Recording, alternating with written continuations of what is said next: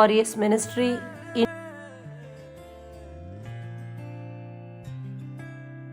இன்றைய வாக்குத்தத்தம் எரேமியா அதிகாரம் 31 இறைவார்த்தை 9.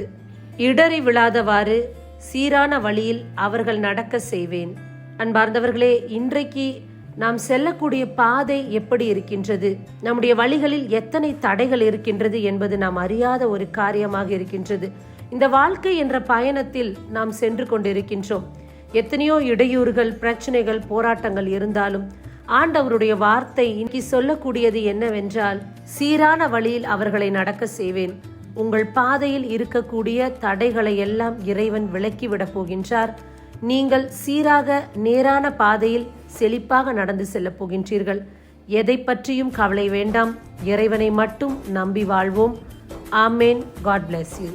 சின்ன ஆசைகள் பார்க்கிறேன், ஏக்கங்கள்